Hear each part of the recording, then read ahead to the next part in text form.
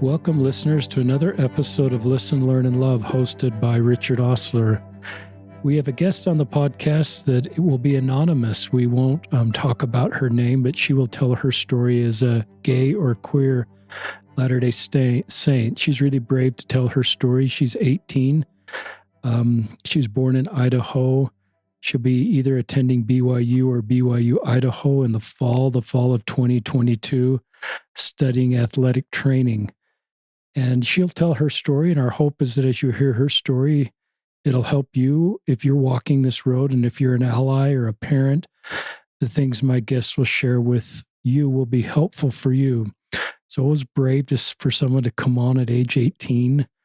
I'm kind of new on this road, but I recognize more people are sort of becoming at peace with who they are and willing to share their stories with others. My guest will also link you to an Instagram that she has started.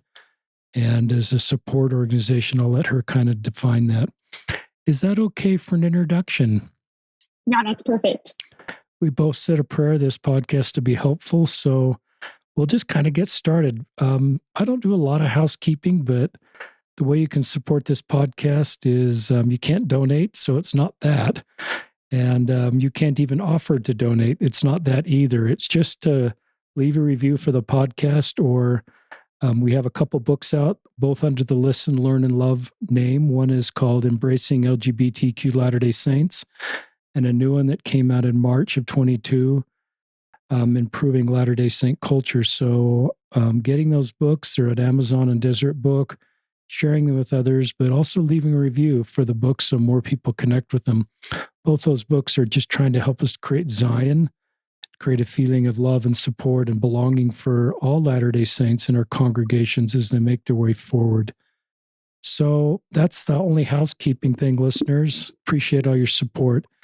I'll kind of give our listeners an overview, just so before we dive in, you kind of get a roadmap of the 4 parts of this podcast. Part 1 will be my guest coming out, and that'll be kind of part 1 and part 2. There'll be a couple sections of that. Part 3 would be a section called To All Latter-day Gays and the Rainbow Connection. I'll let my guests introduce that. That's a blog and an Instagram account, I believe, that may be helpful for you to connect with more people in this space and to find more support. And then part 4 is allyship. I love my LGBT guests talking about allyship and moving forward. So with that, I'll turn it over to my guest to start sharing your story. Awesome. Thank you. I just want to start with, growing up, I did not think I was gay. In fact, the word gay was, never in my vocabulary. And I grew up in the church, and that subject, especially when I was younger, was taboo. You didn't bring it up. And if you did, it was generally negative. And so I think that I didn't even have the words to express myself. And a lot of members of the LGBT community would probably now say that there was a time in their lives when they knew that they were different. And now that I look back at my childhood, there's definitely times that I look back and think, the closet was kind of glass, per se. And so, for example, I used to play football with the boys at recess during elementary school, and those poor boys, I wasn't even that good. I just knew a lot about football and really loved playing it. And as far as friends went, I only had a few friends that were girls, but definitely more guy friends. And I always told people, oh, yeah, it's because I have 4 younger brothers. So I'm just more comfortable around guys. And another thing was I also wore more stereotypical, masculine clothing, sweatshirt, t-shirt, jeans every single day. And anything more traditionally feminine, and I immediately was like, no way. And all these things are sometimes seen as stereotypical gay things, and I just didn't realize it until later in life. And to clarify, I don't mean that if you like these things, you're gay, but this is just my experience with it. Freshman year was the first time the word gay ever popped into my head. And growing up in the church, like I said before, there wasn't a lot of talk about it. And so it was usually more negative if it was talked about. And so I really didn't have a reason to think about it until this one moment. And when I was 14, And I remember it really clearly, actually. I watched a TV show where I thought the female lead was attractive. And the next thought I thought was, am I gay? And I completely panicked. That was not something I wanted in my head. And I knew it was wrong. And I very firmly told myself that I was not gay. And I pushed that so far back in my head in an effort to make sure that it never appeared again. And it didn't until about 2 years later. So it wasn't until my junior year when I was 16 years old that the same thought reappeared in my head. And I can't actually tell you what prompted it. Maybe it was because everyone was dating and I wasn't, or I'm not really sure. But again, it really scared me. And this time it stuck in my head and it worried me. And I began to kind of start straight training myself. I tried to appear more feminine. I would curl my hair. I wore more makeup. I even would try to like shopping, which I historically hated. And I stopped hanging out with only guys and formed a group of girls. And I had a pretty strong aversion to anything that might label me as gay. I would also actively avoid anything with queer representation. If I watch a TV show with a gay couple, I would feel a lot of shame, even if this representation was very healthy and happy, or if I saw a gay couple or a pride flag in public, I would walk quickly away. And my thought was, if someone saw me see that stuff, what if they thought I was okay with that? And that I supported it. And I think as a girl in Idaho who's also religious, I passed pretty well as straight. I never had anyone ask if I was gay, at least. And so I think I did pretty good on that end with reaching my goal for that. And I think a bit subconsciously, this is when I started trying to accomplish big things to try to make up for this defect I felt I had. I was and still sometimes am stuck in this need to be perceived as perfect or as close as I can get. It's this attempt of perfectionism and kind of just being seen as a good person that caused a lot of my burnout and my depression and my anxiety. And I really want to be perceived as successful and kind and just a good person. And that sounds really, really shallow, but it's honest. And so I played sports all throughout school. I got good grades. I actually earned my associate's degree while I was in high school. So I graduated with my associate's degree before high school. And I went to church and I joined several clubs. I got my personal progress medallion in less than a year when I was 12. And I volunteer currently with Guide Dogs for the Blind. And so obviously I didn't do all these things just because of this need to make up for everything that I felt was wrong about me. But I think it was definitely part of it. And I felt like if I just built this resume of all these good things, that if for some reason someone found out about this horrible part of me, they would take it better because they knew I was trying to be good. I would be perceived as more trustworthy or something.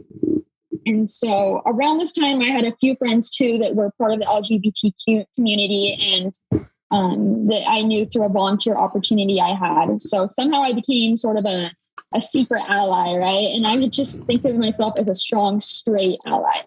And I didn't bring myself into conversations about it, but if someone made a comment or something, I'd usually have something small to say back. And I still had this harmful rhetoric that sometimes comes from a religious background. So often I would repeat, hate the sin, love the sinner, when talking about it in a religious background. Or with people who were part of the community, I'd say, well, yeah, I might not agree with that, but I think everyone should have the right to choose and be happy, however that plays out for them, which all of these thoughts are, very problematic, obviously. And I think it just came from a fear-based homophobia. I didn't know what to do with this issue or problem as I saw it. And so my heart felt one way and my head felt another. My heart was telling me that this wasn't evil or against God, while my head was thinking about what I had, learned at church, which was being LGBTQ was kind of bad, and that those people needed to not act on their feelings. So fast forward to senior year, and I had started hanging out with a new friend group, and all my friends had boyfriends, and I felt a little bit left out. I think I hadn't had a crush on a guy in a very long time, and all of a sudden everybody had their person. And so I told my friends, find me someone to date, and they did.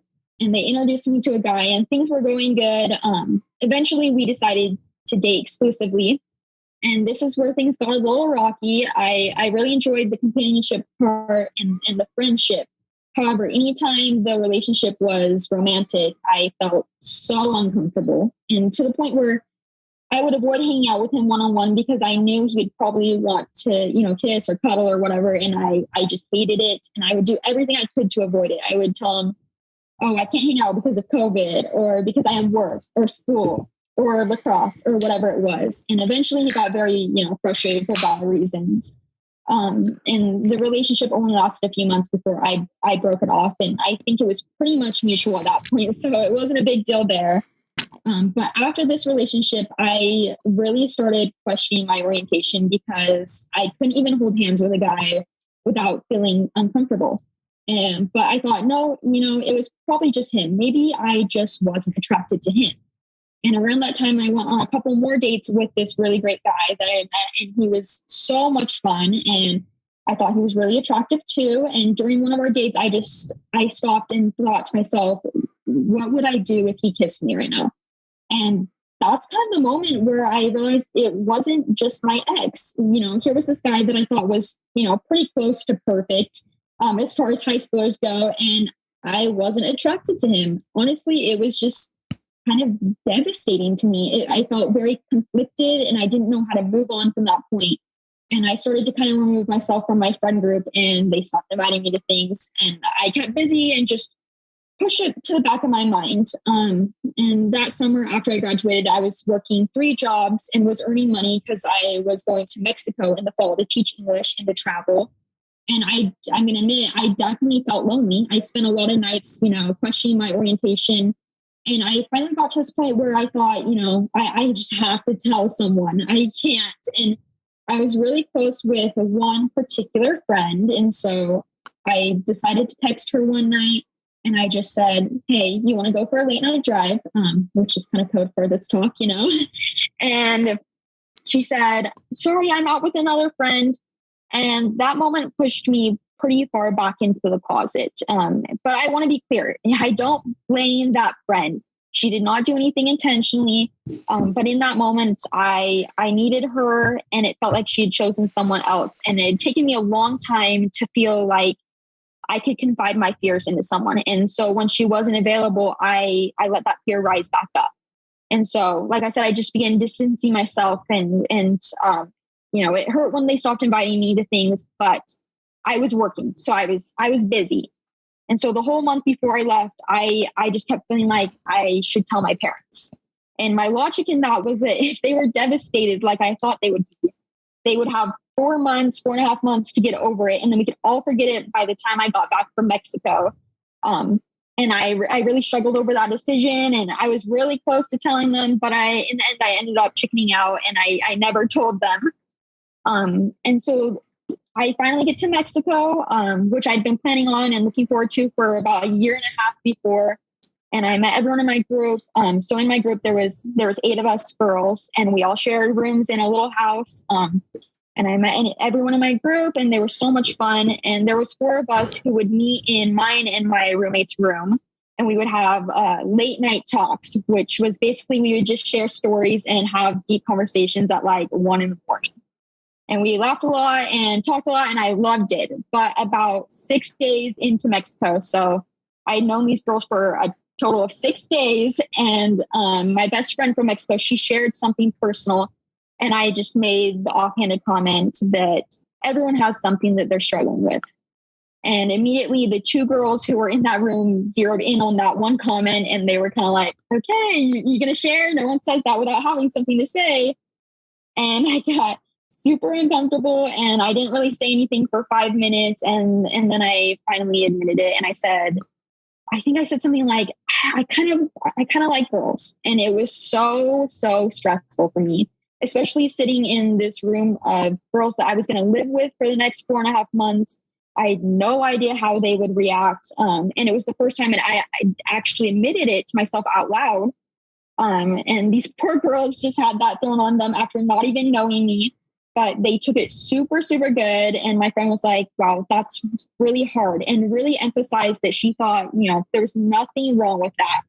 And suddenly I was in this new space where it was known by two other people. My biggest secret, the one thing that I would barely let myself think about, let alone tell people. And in the space, they kind of tried to help normalize it for me as much as they were able to. So me and one of those girls that I came out to that night got super tight, and she was the only one who went to church with me while I was in Mexico, actually. And we had a lot of good talks, and we would sometimes go walk around the neighborhood at night, and she would just say, I would just say to her, I don't know what to do. And she was really good about it and said, pray and don't worry, because God made you exactly how you are on purpose. And she was very, very validating and always knew exactly what to say to make me feel better. And I definitely think I can say now that, God put her in that place with me so that my coming out was good and that I could move forward. So anyways, I was just really questioning my next move a lot. And I'm a planner. And so to me, I felt like I needed to have my whole life and destination planned out already. And I was at this fork in the road, right? And one night I allowed myself to try to find resources on Instagram. And I wanted to see if there was anybody who was in the same spot as me. And I ended up finding at Latter Day Les, which is Kate Mower. Somehow, I can't remember how I ended up finding them, but I read through all her posts and their videos, and I internalized it all. They were the first person I had ever read about that was living their truth, but also were able to attend church through it all. After a few days of just scrolling through between teaching English, I got up enough courage and I DM'd her. And I said something to the effect of help me. Not really, but I asked if they were still an active member of the church. And then I confided in her. And I told them I was so lost. I wanted to still be a faithful member of the church, but I also wanted to live authentically. And I couldn't get past sacrificing one for the other. And after I sent that text, I was so nervous. I had never reached out to anyone about this before besides my friend in Mexico. And I didn't even know what I had hoped to hear back from her. I just wanted some sort of peace because I was so just conflicted. And they replied back after a couple hours and started with something that was really, really impactful to me. And they said, you're not alone and your feelings are valid. And that's all I had needed to hear. And I didn't even know it. And she actually answered the rest of my questions. But I think that first sentence was really the biggest thing to me, that was the first time I had heard those words. And they actually don't know I'm the one who texted them that day because my blog is anonymous or how big of an impact that made on me. But it was just huge in the moment. And anyways, after I continued to seek out resources and mostly from the church, and I read a lot of talks and went onto the church's site that addresses same-sex attraction. And I'm not going to even lie or sugarcoat this. Reading some of the things that have been said by the church in the past were just very hurtful. And I felt a lot of pain and just very misunderstood. And I felt like it only added to my struggle to decide what path. And only because I felt like the only option they were giving me was to either marry a man or to stay single and celibate. And I didn't feel strong enough for that. So at about 3 months into my time in Mexico, some of the girls in my group were going to go get tattoos because they're really cheap there. And I had seen a tattoo that I thought was, very cute. And I was like, I really want to get this. And honestly, I think it was more of the symbolism more than it was for the aesthetic. It was just the word love in rainbow lettering. And I wanted to get it on the side of my finger. And in my head, I was like, this is exactly what I need to show myself that I can love and accept this part of me, because it was becoming too hard to just always hate it. And I felt like I needed something that was permanent, that would force me to take ownership for that part of me. And I talked it out a lot with my friend, and she said, hey, if that's what you need to be proud, then that's what you need. And she tried really hard to not be prescriptive about it, especially because she could only draw from her own experiences and she didn't have the same as me. And I still couldn't decide. And so I texted my best friend, who's also my cousin, and told her I was thinking about getting a tattoo, but I wasn't sure. And she asked what it was of, and I kind of danced around the question because I was nervous and I didn't know if I was ready to tell her. And I finally sent it and said, this is what I'm thinking. And she replied and said, that's super cute. Except don't do it rainbow because of the whole LGBTQ thing. And that was super awkward for me because I was like, I built up all of this fear about what she would say. And then she completely missed the fact that I was coming out to her. And so I waited a few hours because I was actually teaching English. It was in the middle of the day. And I said, yeah, that's kind of the point. And I wrote this super just long paragraph where I was like, I'm so sorry if this changes things between us. And just basically apologized for my existence. And she responded back and was like, nothing could ever change things between us. And I love you so much. And call me later when you're not busy. And it was such a relief to finally tell her. And we're super tight and we share everything with each other. And so I had just been so nervous and ashamed of myself that I couldn't bring myself to tell her about it before. And I called her after teaching and we talked it out a lot that night. And the conclusion she came to was, if I thought I was ready to be out to the world, then including my parents, and this tattoo felt right to me, then I should get it. But if I even thought a little bit that I wasn't ready, then I shouldn't, because tattoos are permanent. And I thought more and more about it and kind of wrestled with it. And I finally set up an appointment. And I thought by making this appointment, I would just be done with it. So I didn't have to worry about this decision anymore. It was made, it was over. But even after setting it up, I just couldn't get it off my mind. And I was so just stressed about it and worried about, what would happen after. And I kind of just took that as a sign that I maybe wasn't ready for that, or that's not what I really wanted. And that I was using a tattoo as a way to cope. And so 2 days before my appointment, I texted the guy and I said, sorry, something came up. I'm not able to make it. And so I never got the tattoo. And I think that was good because I was not as ready as I thought I was. And also, especially with something that we've been directed not to do by church leaders, that probably wasn't the right thing to use as coping. So I never got the tattoo and I don't regret it. I think that I made the right decision on that. But it was kind of a weird moment for me, as far as I had never tried to do something that I knew wasn't what I had been directed to do. And so I think that was the moment where I decided, okay, I got to figure out something else. And I began trying to form my own opinions about where I thought my life should go. And I didn't want to throw everything that I'd ever learned about church, but I still wasn't sure how I could make my orientation and my faith work together. And I just tried to gather all the information and decided that no matter what, I would just push through, marry a guy, and live happily ever after. And I was going to follow God no matter what I thought. And I would never tell anyone else, and it would never become a problem. And maybe if I was just good enough, God would create that attraction between me and my future boyfriend or husband. And that was my thought process for a while. And the all or nothing mindset that I had adopted at that point was just so harmful to my progress. I was restricting my agency without even realizing it. And it was causing so much confusion and sadness. And I think that sometimes as saints, we think, okay, you can't just pick and choose, but sometimes in order to build your faith, there is a little bit of picking and choosing. There is a little bit of nuance to the gospel because it is personal. And so at that moment, really, I hadn't even realized that. And I thought, well, either I'm staying in the church and I am completely disregarding my orientation and my identity, or I am going to leave the church and I am going to live in my gay lifestyle, my best dream, right? And so that's kind of just like part one of my coming out story. Wow, that was a terrific segment.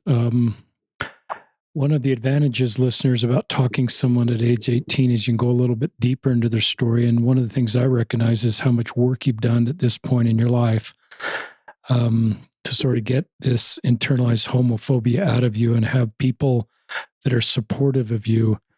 You said some really wonderful things that I wrote down, like, I did big things to make up for this deficit. Some of this language you just spontaneously use, but it helps listeners understand that obviously you looked at your sexual orientation as a deficit.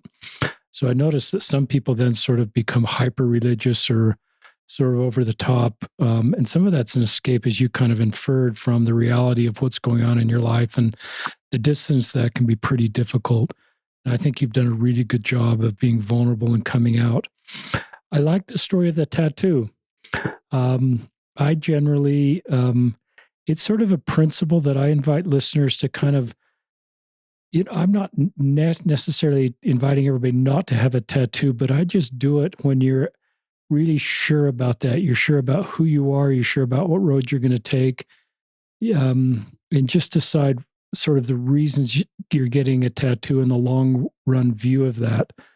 And I just think you did a good job of sort of navigating that. That's not a hard invitation for no one to get a tattoo or everybody to get a tattoo.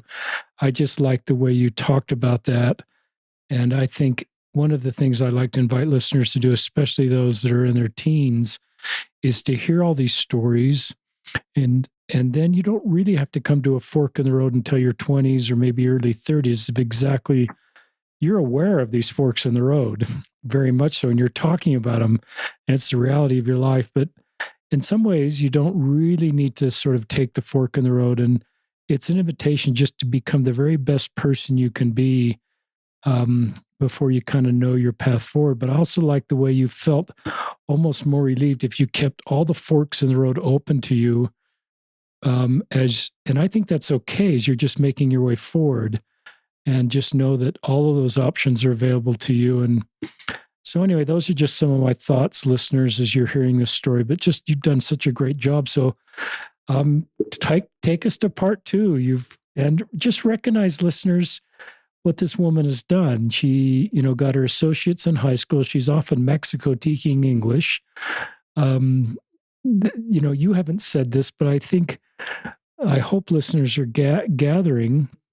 This is a pretty strong, motivated, sort of service-oriented person that's doing a lot to help people in the middle of her own story. So respect for you and the life you're living at a very young age and the good things you're doing. So let's do part two. You're coming home from Mexico. Right. Thank you. So I got home from Mexico right before Christmas, and I was so excited to see my family. Mexico was my first time away from home. And so, by this time between the holidays, I was pretty homesick and just ready to be home. And I got home and immediately decided that I was never going to come out to my parents. Before I had left Mexico, my friend and we had talked about it, and she was kind of like, "Are you going to tell them?" And I had gotten into a pretty good place mentally while I was in Mexico, because by the time I left, everyone in my group knew because of the tattoo situation. And so I didn't have to hide myself anymore, and I was feeling really good. But when I got home, I just couldn't bring myself to tell them. I didn't want to change things between us because I had missed them so much, and I didn't want to create this awkwardness and lose those certain parts of my relationship that were easy with them. And so, but when I got back, I had about a month of no job. So I had quite a bit of time to just sit in my feelings. And I think that's when the depression really set in, because in my head, I had given myself two options. I could choose myself, or I could choose church and God. And I was really wrecked with this decision that I thought I had to make. And I was still attending church and everything, and doing family scripture study and praying, but even that was just affecting me so much. I couldn't figure out what to do, because even though I had made a decision in Mexico, it still didn't sit right with me. And there was a point where I had to kind of push God out of my mind, because even the thought of him was so painful. And it's interesting because I hear a lot about other queer individuals thinking that God didn't love them, but I didn't have that experience. what I thought was that God was just really disappointed in me. I thought that, if I had even tried to accept this part of me, that he was just sitting in heaven, shaking his head. Like he had given me this burden or cross to endure and in my trial in life, but that being okay with it, I was failing the test. And I would cry because I thought, I'm just not strong enough to do your will. And I thought the only path for me was to be single and celibate, to marry a man. And I didn't feel strong enough. I felt like that was too much to be asked of me, because that was just impossible. And I actually wrote a blog post about it. And if it's okay with you, I'll just read it, because it says Please it better than I could articulate now. And I titled it On the Edge of Heaven and Hell, because that really represented where I thought I was at. And it says, I was standing on the edge of heaven and hell. I was standing on the very edge, being pushed off by some invisible force. My very identity was slowly forcing me to stare at the gaping abyss. I was certain that even the small action of even questioning if I was gay would send me toppling over the edge and straight down to hell. I talked to God, but the sky seemed empty. This isn't fair. And I asked 1,000 whys. All my questions, all my doubts, all my fears were answered with what I perceived as silence. Between the anger, there was heartbreak and disbelief when I realized I was attracted to girls. This can't be real. This can't be my reality. But this nightmare of grief was reality. And the reality was that I felt like my identity was the very thing that was sending me to hell, despite me crawling desperately towards heaven. So there I stood, alone, on the very edge of collapsing. I doubted God wanted me in heaven. I doubted that I was even good enough for heaven. My doubt saw the obstacles. It saw the darkest night. My doubts created dread to take the next step. Doubt questioned, how can I and why should I? And with all these doubts, I created mountains that only faith could get me over. And I'll read the rest of the post later, because it shows a little bit of my growth. But at this point in the story, that's how I felt, and that's where I was at. And, it was just really hard. And my parents even started noticing it, because they would tell me to come hang out with the family and to not just sit in my room. And they didn't understand what was happening, obviously, because I hadn't come out to them yet. But they could just tell that there was a shift. And, at this point, I don't want to say I was suicidal, because that's not accurate. But in my head, I was like, well, if I got cancer or if I just got hit by a car and killed, it wouldn't be such a big deal, because then everything would work out in heaven and I won't have to deal with this here anymore. And every night I would text my cousin and my friend from Mexico, who she was actually in California getting ready for her mission. And I would just say, I don't know what to do. I'm filled with so much shame, and I want to live for me, but also for God. And how can I do that? And they really tried to work through it with me, but my anxiety and depression just escalated, and I couldn't get out of my own head. I didn't have friends at home to talk with, because I had lost touch with them while I was in Mexico. And so it was really just me sitting with my own thoughts for the most part. And there's a few thoughts I remember having. And one of them that was recurring was, I didn't want my siblings to think that it was okay to be gay or to act on it. I'm the oldest of 6 kids, and I really resisted coming out, because I felt like if I had made the decision for myself to date girls or to leave the church or whatever it was, that I didn't want my siblings to think that it was okay and to take that decision as okay for them. And I wanted to be a good example for them, because at that point I felt like all the church was telling me was being gay is not okay. And I really thought by coming out to them, I'd put them in a situation where they were choosing between, me and the church and what they thought it was right or what they were told was right. But and obviously now I don't think that it's a bad thing. But in my mind at the time, I was very, very worried about setting a good example for them. And another thought I kept having was actually a few lines of a song that I had been listening to on replay, kind of as therapy, and not a good therapy because of the message of the song. It's not really good, but it was relatable to me in this moment. And the first line that really struck me was, I'm mad at God. He won't take my calls, so I'll make my own way home. And the other line I really related to was, and maybe if my family could take the time to talk to me instead of being on your side, I give it up because I've had enough. And obviously it turned out that my parents were on my side the whole time and God was trying to help me. But, in this small moment, I felt so alone and these lyrics felt so true. And I thought God had left me to deal with this mess of a life on my own. And I knew my parents had strong testimonies of the gospel. And so I was really afraid that they would just expect me to try to be straight or to try to be celibate and single the rest of my life. And I think that this is as close as I ever got to an anger period, which isn't that much anger since it was mostly, concerts in my car, but that's probably as close as I got to it. But luckily, as about a month after I got home, I started my new job, and it's really good. I really love my job. I'm a physical therapy aide at a hospital, and it helped with containing my negative self-talk a lot because it kept me busy. And during this time, I just decided to really throw myself into God and the church and the scriptures. And I put 110% into it because I figured, if anything can help, it would be creating a close relationship with God. And I started reevaluating why I was going to church. Was it because I wanted friends, or because it was what I was expected of me, or was it because I loved God? And that was the big question I had. And similarly is, my faith based on spiritual experiences or earthly people and things. And that was huge in my mind as far as deciding where I should go next. And around that same time, that I started working my new job, I found, the Questions from the Closet podcast, and I was absolutely hooked. It was everything to me. I related to what they were saying so much, and they knew exactly how it felt. And it was really freeing to hear myself and others. And I listened to an episode on the way to work and then another on the way home. And I listened to both Charlie and Ben's books, and I started listening to your podcast, and I was feeling so much better because they helped me realize that I didn't have to choose myself or church, but I could choose both. It wasn't an either or situation like I had originally thought. And that's when I started writing down my feelings. I've always loved writing, and so that's what I turned to. And I didn't want to write it down on paper because I was worried people would find it. And so I started an anonymous blog, and it was solely for me. I just used it as a way to sort through my thoughts and where I was at.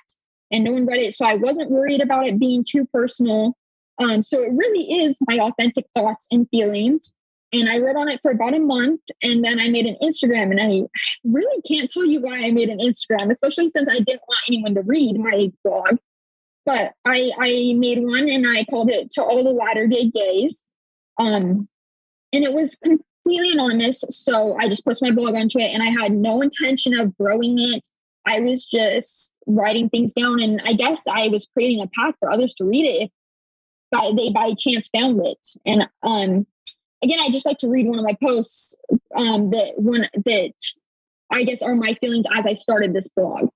And it says, "Dear God, I'm doing the best I can. My heart is hurting. It feels weak, exhausted, and conflicted. It feels useless, tainted, and left behind. It's hurting from all the wear and tear, and I can't stop it. It seems as though I have a million love languages, a million ways I am able to receive love and have appreciation for all things. I desire to feel wanted, needed, and appreciated as much as anyone does. I desire to share the depths of my heart and emotions with someone I love. I wear my heart on my sleeve. Sometimes, though, it feels that all I have are boundaries and limits.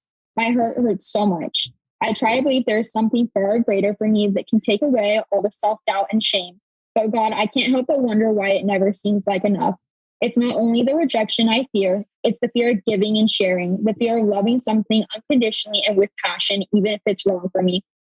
I want to not lose hope that there's an all-consuming destiny that is meant to be mine.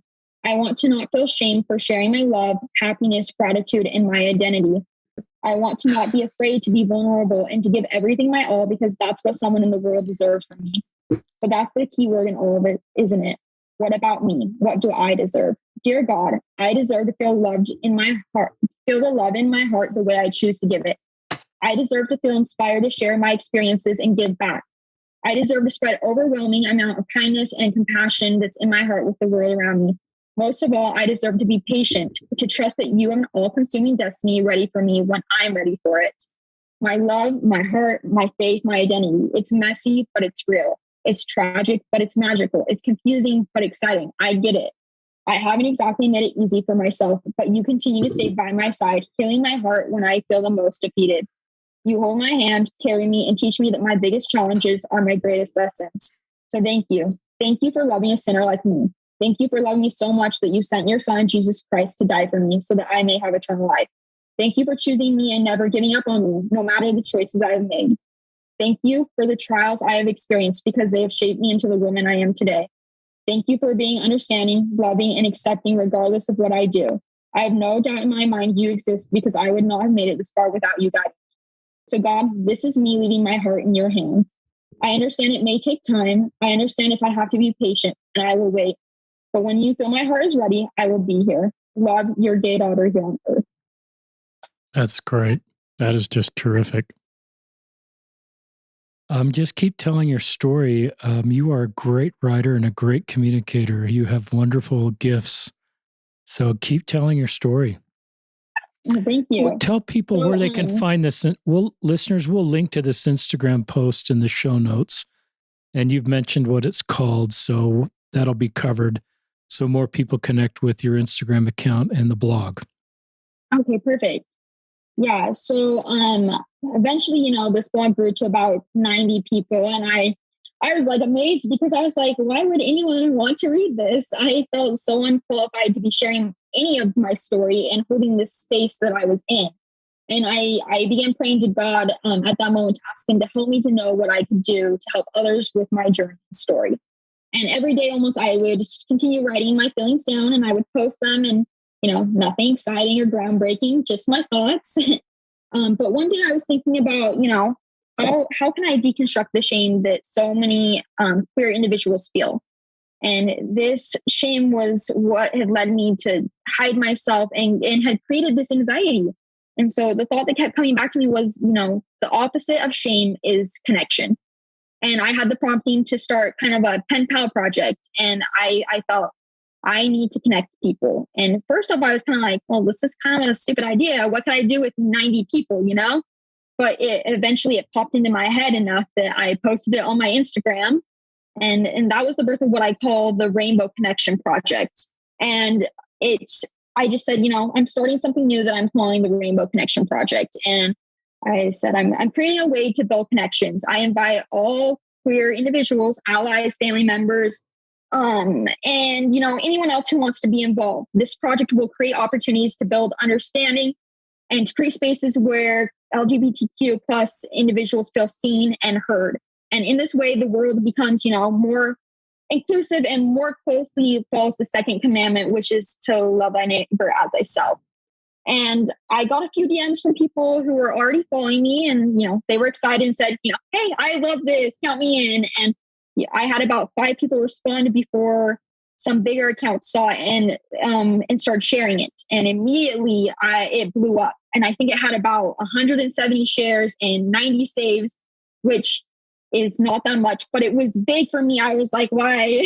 That's great. Thank you. Yeah. And so the DMs just start flooding in. And I think I've gotten about 200 DMs from people, and not just in Utah or Idaho, but some people who said they were from New Zealand and Scotland and the Philippines. And I was just so overwhelmed, and I felt so unqualified and was, experiencing a bit of imposter syndrome with this. And I wasn't even out to my parents at this point. And so I thought, who am I to tell people to love this part of themselves when I can't? But I got so many supportive messages, and I continued to match people. And I just wanted to share some of the messages I got from people. And one said, I'm a straight cisgender Latter-day Saint. There are LGBTQ plus people in my life that I love dearly, and I'm trying to better educate myself along these lines. Another said, I'd love to be a pen pal. I'm a progressive, nuanced Mormon grandma who has a bi daughter. I'm here to love, period. And I think one of my favorite was actually someone who said, I would love to participate. This is wonderful. I really desire to be an ally to my LGBTQ plus brothers and sisters and have not been sure how. I don't personally know anyone, or at least I'm unaware. So this is great. This is an answer to a continuous prayer and prompting. And this is actually where the podcast comes in. I had messaged you and I said, hey, if you wouldn't mind sharing this so that more people can be involved, here it is. And you said, sorry, I can't share, but would you like to be on my podcast? And I panicked and then said yes. But after I said yes, I started stressing out even more because suddenly it was becoming public and I wasn't used to this space. And I was still very much, experiencing this internalized homophobia despite starting this blog and pen pal project. And, it's easier for me to love others sometimes than myself. And so, I can be very supportive of other people's identities, but when it comes to mine, sometimes I'm not in the same space, So I continued getting messages from people days later, whether as an ally or as a member of the prayer community. And I had thought that only maybe 10 or 15 people were going to DM me total. So this completely blew my expectations out of the water. And one thing I wanted to note was that more allies responded than queer individuals. And I don't know why, but I didn't think there was going to be very many allies, especially in this religious space. And so I was absolutely amazed. And so many allies were just responded and were so willing to learn and create the space where queer individuals could share their stories. But all of that would have been amazing enough. But of course, God hands out miracles all the time. So the week that this happened, I also went to the temple with one of my friends who I just come out to, and we were sitting in the car, and I was just telling her I would never come out to our ward because they're so judgmental, and I could never tell them about any of this. And I was just, expressing my frustration. And she was agreeing with me. And so that was on a Thursday night. And then Sunday, I was called in by the bishop and given the calling of a young woman advisor. And this was super exciting to me because I really love working with the young ones. I mean, I'm barely out of young ones myself, but I just felt really, really good about going back as a leader. But as I was sitting there and got sustained in sacrament meeting, I had one thought pop into my mind, and it was, if these parents knew, the parents of the girls I was going to work with knew I was gay, would they really sustain me? And I think that just hit really hard. I was just back in this pit of self-doubt, which I had spent all this time building, trying to build myself back up. And so that was hard to be thinking about. And that day was actually testimony meeting as well. And every single person who bore their testimony that day bore it about how everyone belongs in God's church and in that ward. And they also emphasized that God is mindful of us.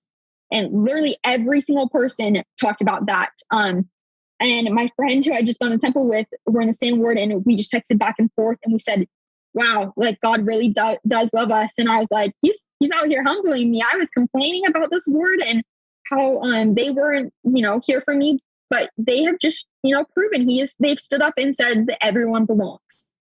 And so just from my one prayer to God to be able to help others, I got called into Young Women's. I created my blog and my Instagram. I started the Rainbow Connection Project, and I'm able to share my story on this podcast. And it's so wild to me because even after all of that, he still came back and told me during testimony meeting that he loves and is aware of me.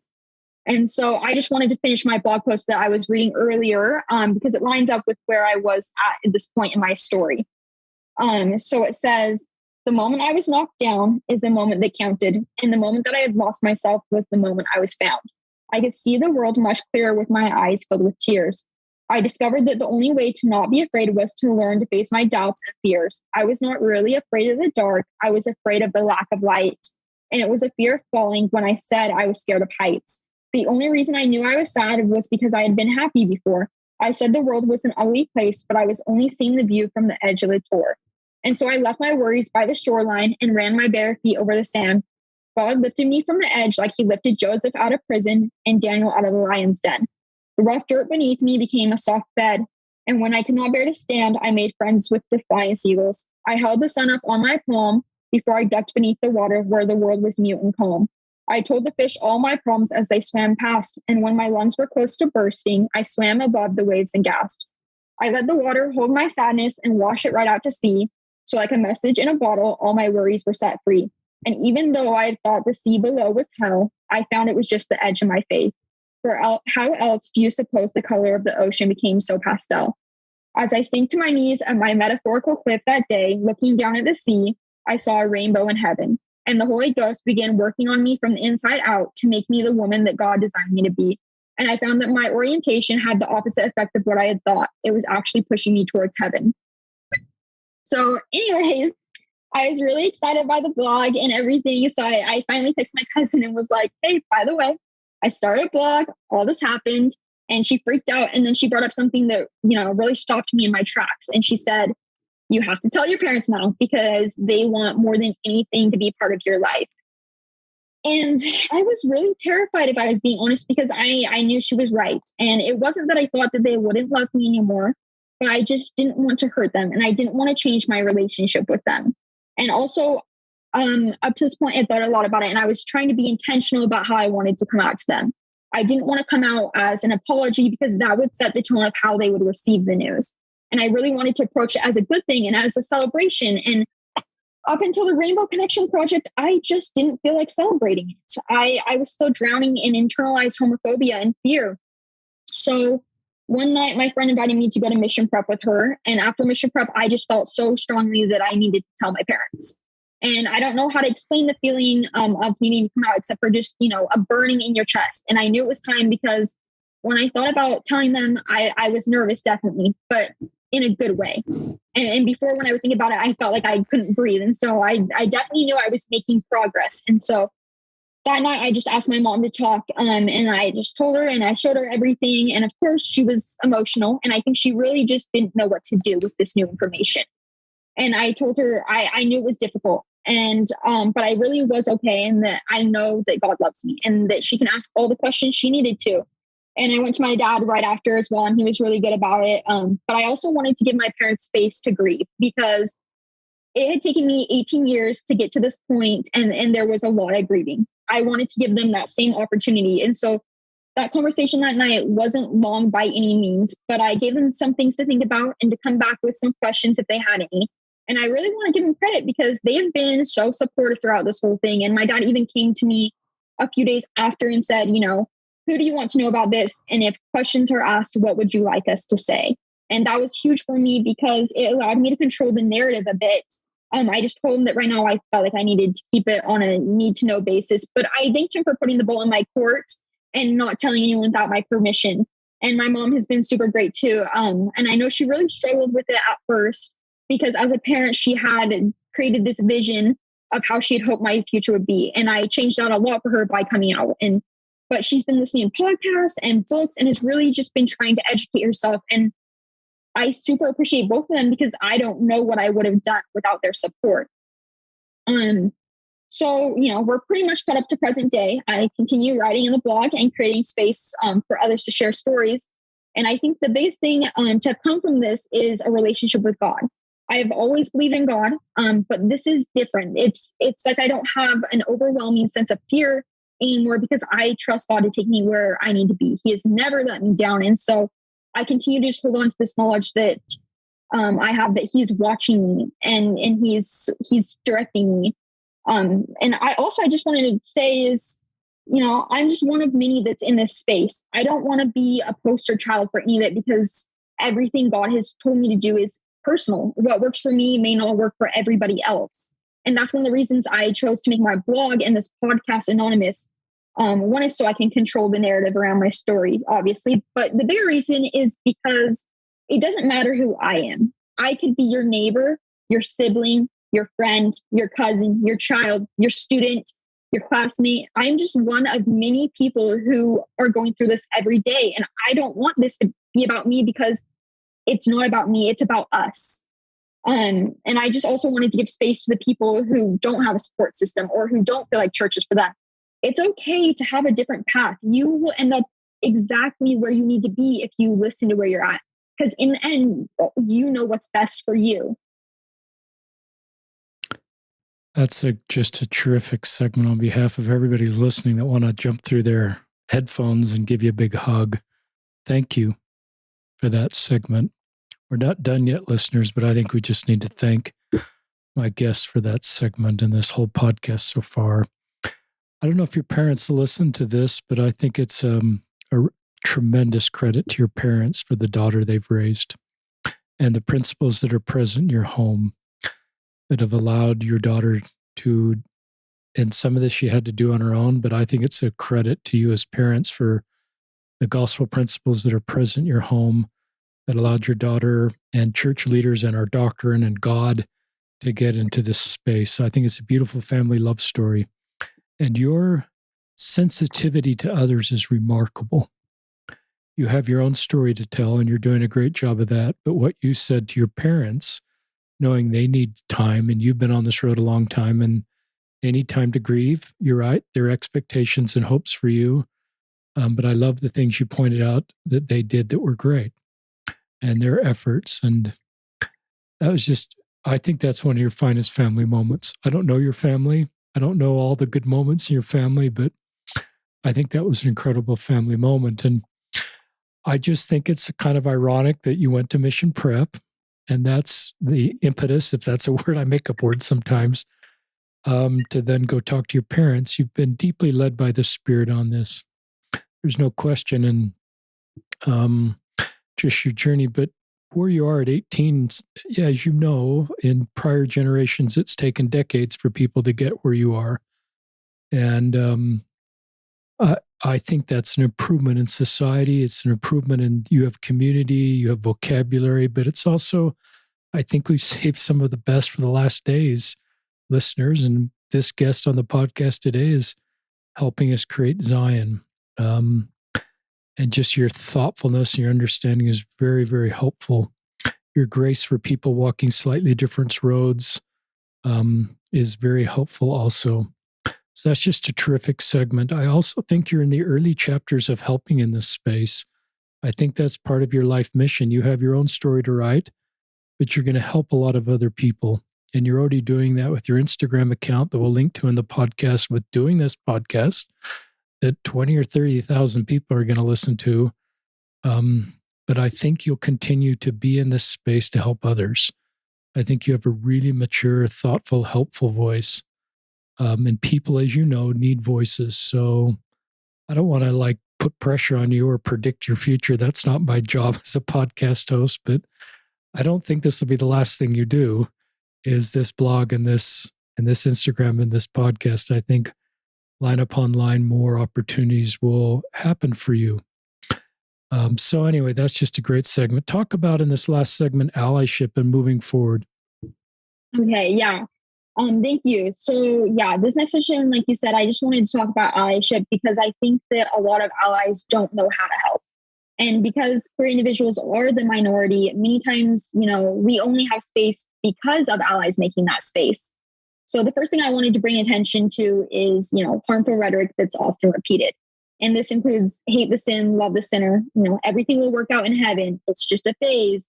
And referring to someone's orientation as a preference or a lifestyle. And all these things are incredibly hurtful and problematic for several reasons. And another one that I think is more specific is I hear this a lot. People will say to me, I just can't imagine how hard of a trial that would be. And yes, it's really, really hard. But the trial isn't being gay for me. For me, the trial is when people are homophobic or judgmental.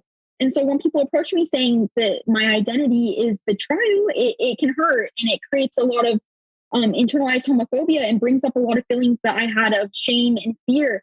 And also another one is, never use the term gay as derogatory, as in, that's so gay. Words matter. We hear them, they hurt, and that's super common. I hear people say that all the time. That's so gay. And you're letting others know that you think being gay is negative, and people internalize that. I know all the time I would pick up on things that, maybe straight people wouldn't hear because I was listening. I could hear it. I was already sensitive to that. And so even if you think people aren't hearing it, they are, and they notice. And I wanted to know, real too, I think that a lot of allies worry about saying the wrong thing. But I think that most often, if you're trying to say something that's based on love, it can't go wrong. If the queer individual knows that you are genuinely trying to be an ally and to support them, then 100% they will be more understanding in most cases, right? And then the next thing I think is huge is to educate yourself. Understanding is only brought by education and hearing about the experiences of others. It's fantastic to ask queer individuals questions about their experience, but I also wanted to say that sometimes it unfairly burdens them with emotional and cognitive labor. And, an ally takes time to read, to listen, to watch, and to deepen their understanding first. And to recognize that members of an underrepresented represented group won't all have the same experiences, especially if they're from different places. For example, a cisgender queer woman won't have the same experience as a trans individual. And so talk to many and really be attuned to their unique experiences and their intersectional identities. Another thing that I've been asked is, how can I show that I'm a safe space? And this really can be as simple as, a pride pin on your backpack. It can be a little flag by your door. It can be using inclusive language. If you suspect someone may be part of the queer community, then you can share something very general and supportive that lets them know you're safe, should they choose to share that part of them with you. And another really easy thing to do is to add your pronouns to your social media pages or at the end of your emails. It's so simple, but to me, it signals allyship. When I see people, with their pronouns or pride flags or pins, I automatically feel safer with them, even if I don't know them. I know that that person won't judge me based on my orientation and is proud to be a safe space. And it's so small, but so big to many of us. Let's see, this next one, it might just be me, but I think it's big. So to me, when an ally tries to act like they understand my experience, it makes me feel sometimes like my experience doesn't matter. And let me explain that a little bit. Let's say someone I share something that as a member of the LGBTQ plus community I deal with on a daily basis. If an ally automatically says, I know how you feel because when this, and it's the same as your experience, it makes me feel like my experience isn't being validated. And most of the time when I'm sharing something that's hard for me to experience, I don't need allies to relate to me. It's enough to say that must be really hard for you and to sit with that person in their pain. And certainly sympathize, but don't try to empathize if you've not been in that position. And lots of people don't realize that. And so I just wanted to bring that up as kind of a caution, sympathize, but don't empathize if you're not in that spot. And so when a person comes out to you, I think for me, there's two things that allies can do to be really helpful to this person. Coming out's a big, big deal. I used to have a panic attack every time I thought about it. And so, if someone comes to you and says, I'm gay or I'm trans or I'm experiencing same-sex attraction or however they feel they need to put it, there's two big things you can do, in my opinion. And one is you need to let them know that you love them and that nothing has changed. I had a big fear of changing relationships and how others perceived me. And it was huge when someone told me that, nothing had changed. And two, that you trust them to make the right decision for themselves. This individual has likely spent a lot of time introspecting and they know what they feel comfortable with. Let them know that you value their experience and that in the end, you trust them to make the choices that will make them happy. And, even more as I've studied, I've really been struck by this realization that Jesus was killed for who he included, not who he excluded. And I believe that so strongly. To me, it seems that, as Christians and as members of the church, we should be the very best at including others and loving them. It's been spoken in conference talks and in scriptures a million times. And it's pretty clear, you love your neighbors as thyself. And it doesn't say only love them if they believe the same as you or talk the same as you or have the same orientation as you. It says love thy neighbor. And Jesus did not hesitate to love and serve others. As far as, moving forward in the church, I would really love to see for the church to open up conversations about the LGBTQ plus community. We seem to be deconstructing the shame around, mental health, pornography, and other areas. But this is one area where I haven't heard much directly from the church, at least in the area where I live. I hear a lot from those who are part of the community who are trying to start that conversation, but not from the leaders in the church. And again, that might just be my experience and in my area. But how amazing would it be able to have that conversation in Sunday school or in young women's or young men's? We could break down this barrier that creates the us versus them mentality that there seems to be. And so why are we not starting that kind of thing? And so those are just some of my ideas and how to be a good ally and how to move forward. And I want those of you who are listening to know that there's always a place for you and there's a place for the broken you. There's a place for the messy you. There's a place for the you that just wants to choose the right. There's a place for the sinner. There's a place for the lonely. There's a place for you. You belong and you always have and you always will. And not because I say so, but simply because you do. You were created here in this universe exactly as you are. No questions asked. You're wonderful and you're welcomed and celebrated with no modifications necessary. And sometimes you may feel that, the world is telling you that you have to change things about yourself to fit in and to be accepted. But your worth is innate and you always have value no matter your circumstances, past, present, or future. So, let's be welcoming to each other. Let's include each other. And we all have more in common than not, but these differences are by no means a bad thing. There's what makes us special and unique. We all belong and we all have something to offer, and nobody can do what you can do quite like you do it. You add value to the world. And it comes down to this. I can't promise that everyone will be kind and full of love, but I can promise that there's a place for you. And that place for you is right next to the Savior in building Zion. That's just a terrific segment. Sometimes I meet somebody that's way different than my age, but I get the impression you're a pretty mature old spirit. I don't know if anybody's told you that. I'm 4 decades older than you, but you're a pretty mature spirit, pretty old soul. And I mean that as a compliment for the things you've shared, your deep spiritual understanding, the ability to talk about shame in such a way that eliminates that. It's one of the gifts you've given to listeners today that feel shame is you've taken a lot of shame out of people. That's a great gift. It's one of the greatest gifts, I think, of understanding the gospel of Jesus Christ and Christ's ministry. And to be able to do that in a pragmatic, real way that you've just done is a wonderful part of your ministry. Thank you. I love the pronoun suggestion. I've had a few full-time missionaries message me and say, my zone leaders won't let me put the pride flag in my profile. What can I do? And the suggestion was the very thing you suggested.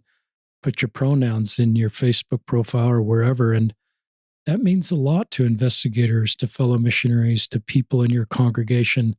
I'd invite us not to look at that as a political statement, but an act of love, an act of signifying just the way Jesus did in his ministry, that you're a safe person. So let's don't polarize people putting pronouns. Look at the intent behind that. And it's just as you described. I love your suggestion, create conversation at church. We need to learn how to do that. We often talk about LGBTQ members without talking directly to them. It's one of the things somebody else taught me is we sort of talk about them as if third person is the right language, but we need to learn to talk to them as if, because they are in our own families and our own congregations. And if we look at it that way, then our conversations significantly change because we're talking about our own brothers and sisters. And listeners will put in the show notes a Facebook group we started about a year ago. And the Facebook group is just called Ministering to LGBTQ Latter-day Saints. And it's queer people, LGBTQ people, and allies all across the world, really, but mostly in North America that are sort of brainstorming what they're doing in their areas. So everybody's just not starting from scratch. There's support groups, there's lessons, there's ally nights, there's different things that people are doing to create conversation within the church. And maybe one of the beauties of that group is people are seeing what other people are doing and using their content that they've already developed. And that's the purpose of that group. I'm going to ask you a question I hope it doesn't trigger you, but it's just, because I know you'll give a good answer to it. What about someone, and you may have heard this, that says, and you've said this isn't a phase, that just says, hey, you just got kind of confused along the way here. You have atypical girl interests. You liked football. That doesn't, and then you got in a really affirming group that really just validated how you feel. And you're just kind of confused or in a phase. And this isn't really who you are. And I'm so genderly, because I don't want to trigger you, but I'd love you just to answer that for anybody that's thinking that way, because maybe somebody is. And you've already sort of answered that in the podcast, so I think you've done a great job. But anything else you want to add? I think that, and I can't say this for everyone, but I think that I think before somebody has the courage to come out, there is that question in their head already. They already ask, am I really gay? And I think that, if not all, but like a lot, people start with that in their head already. And so to me, it's like if they come to a point where they were able to come out, whether or not it was an affirming group or not, you never really know how someone will react. And so I think that I would say that person has already thought of it. I certainly did. I thought of it for years, right? Am I really gay? And I think that you need to trust, like I said, you need to trust that person to know what they're thinking. Because I don't think I've ever met anybody who has come out just flippantly, just like on the fly, like, hey, I'm gay. Like, I just think that it, coming out takes a lot of introspection and thought. And so I think that those people are misunderstanding the intent and the amount of work behind coming out and into coming to that conclusion and into that space. And so I would just, ask them, to trust those people, that they, even if they end up not being gay or queer or whatever, and they have the conclusion that they're not like they had originally thought, I think that everyone has the right to reserve that space where they can change. Or, we're continually evolving. And so if I were one day say, oh, I'm not gay or whatever, but I'm, bi or whatever, I would hope that others realize that I am continually changing and gathering new information about myself. And so that's what I would just say.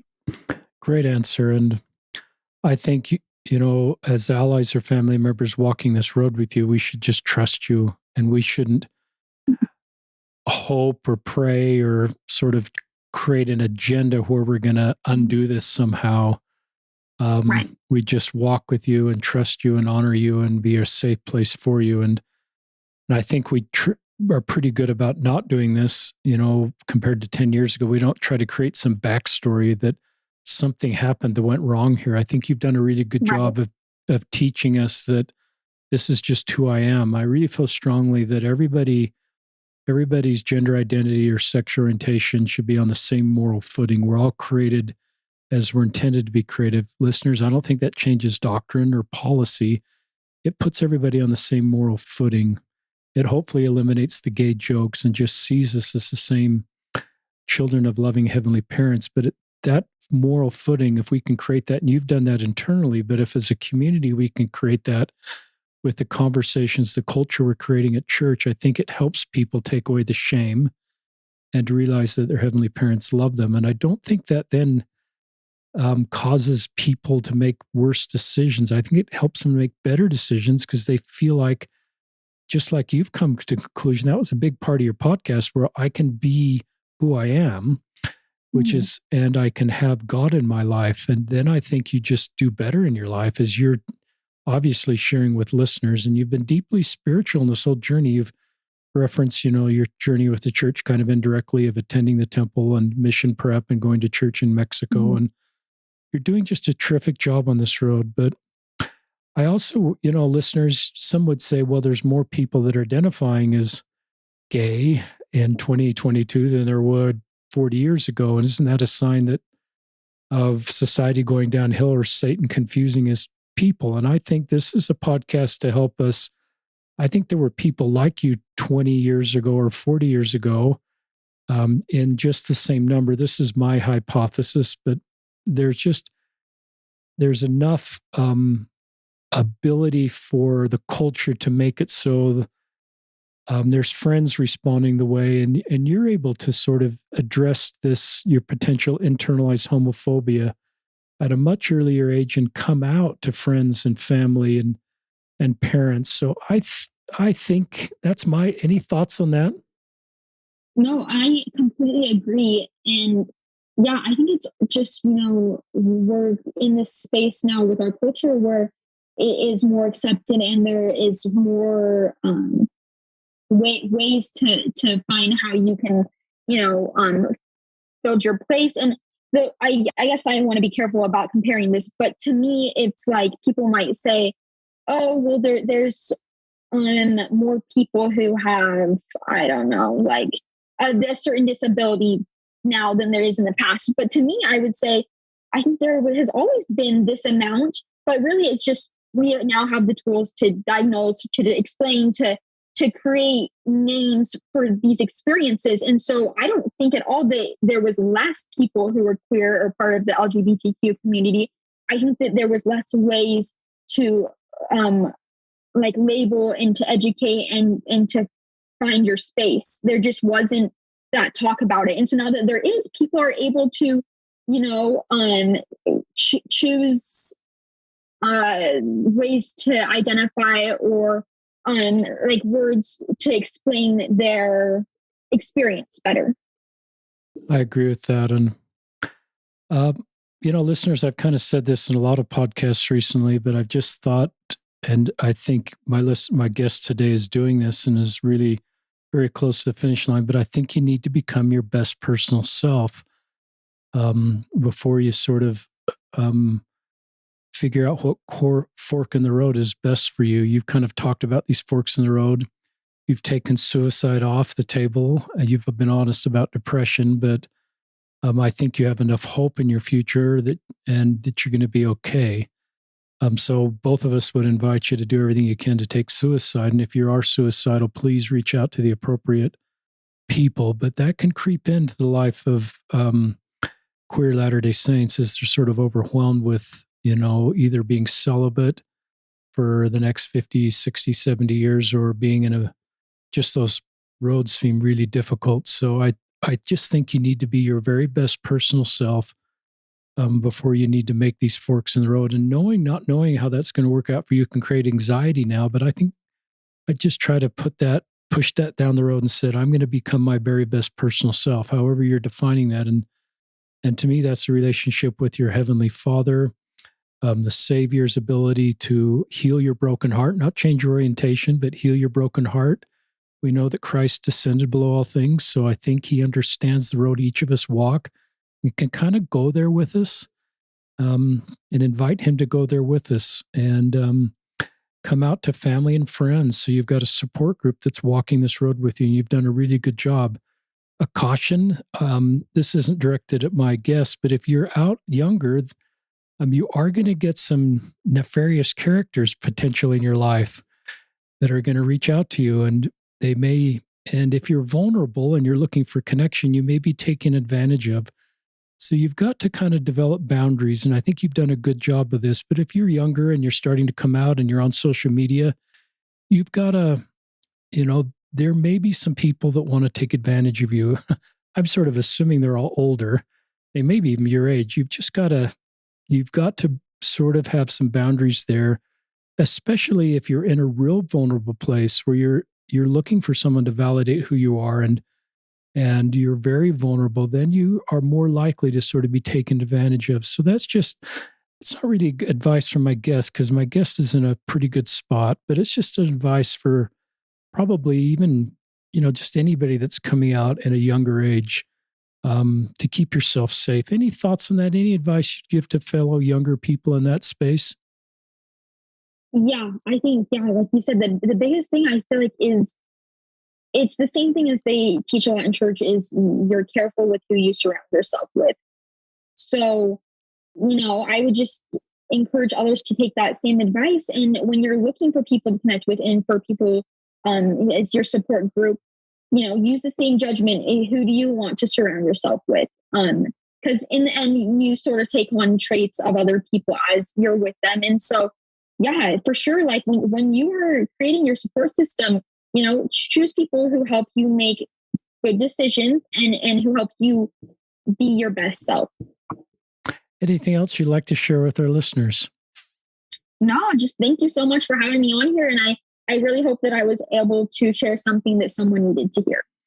And tell our listeners again how they connect with your Instagram account. We'll put it in the show notes, but go ahead and verbally just say it.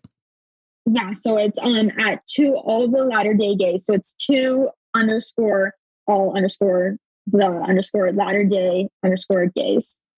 All right, listeners. Thank you. My guest has been joining me from Zoom. Terrific. Thank you. Be fun to see your life over the next. Just have a great life ahead of you. And this was a terrific podcast. So this is Richard Ostler and my guest signing off from another episode of Listen, Learn, and Love.